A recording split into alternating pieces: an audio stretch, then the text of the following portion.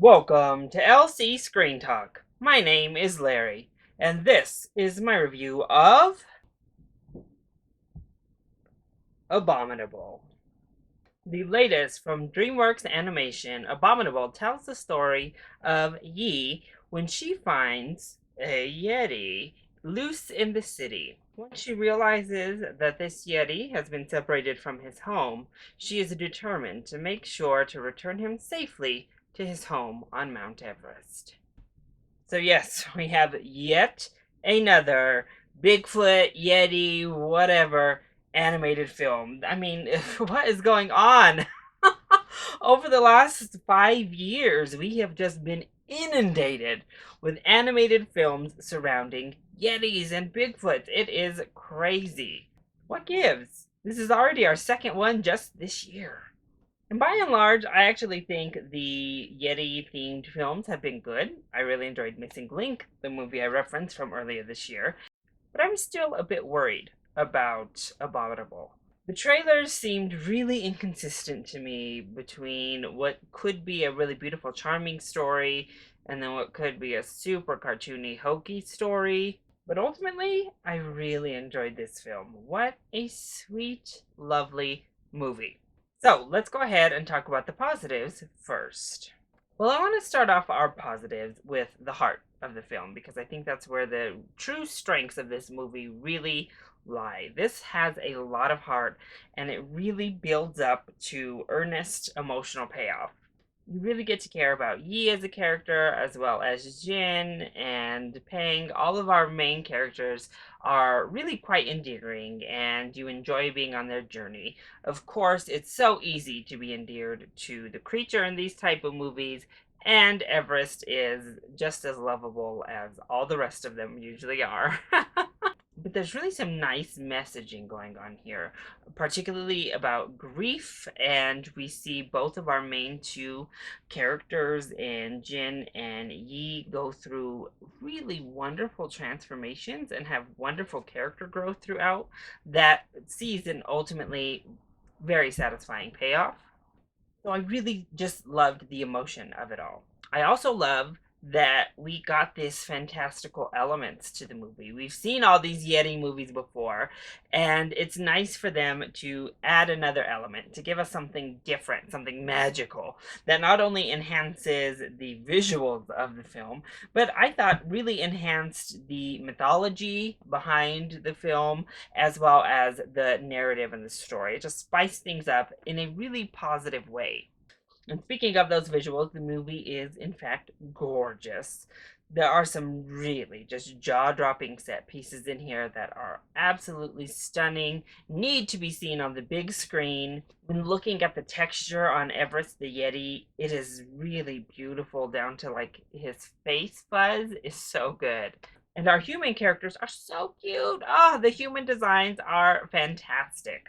And the characters themselves are also fantastic. I've already talked about our two main characters in Everest, but I also love Nai Nai, the grandma in this movie. She stole pretty much every scene she was in, and I wanted more from Nai Nai. But you genuinely care about these characters, and their growth is emotionally stirring. It is a really nice moment.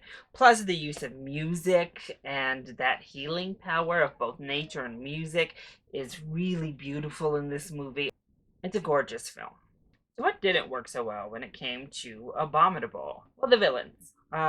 Particularly Sarah Paulson's character did not work for me at all. I really just found the character grating.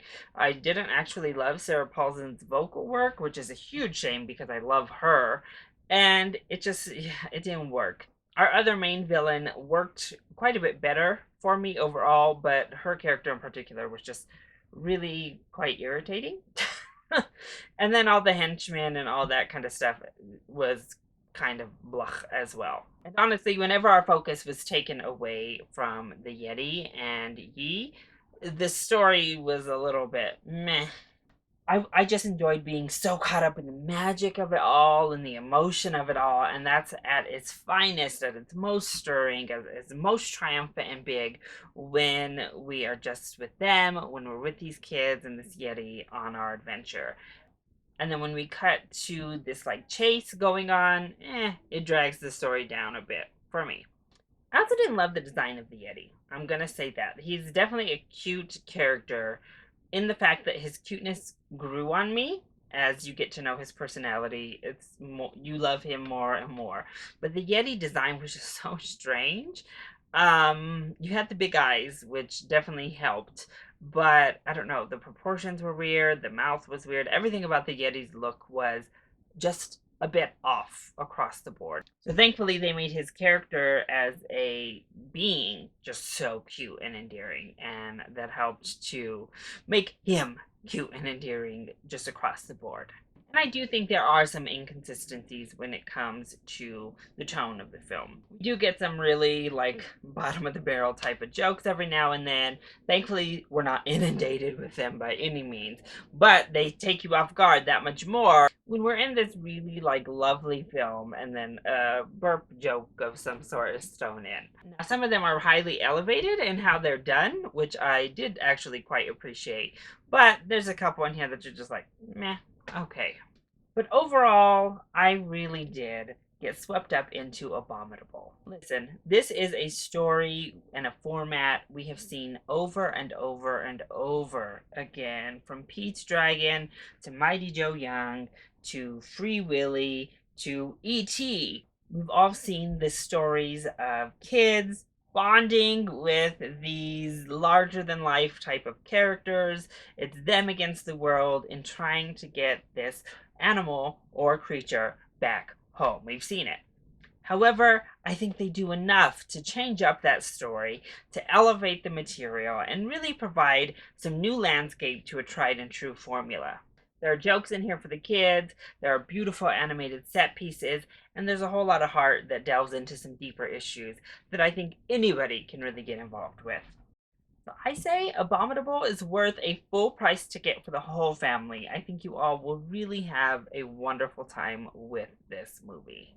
So that is my review of Abominable. I hope you enjoyed it. If you did, go ahead, click like down below and subscribe to the channel so you are always up to date on our latest videos. Also, joining on the discussion, are you excited to see Abominable? And what is your favorite of all of these Bigfoot animated movies? Let me know either in the comment section down below, or you can hit me up on Twitter. I love you all so much for your support. Thank you for watching, and I'll see you next time. Bye!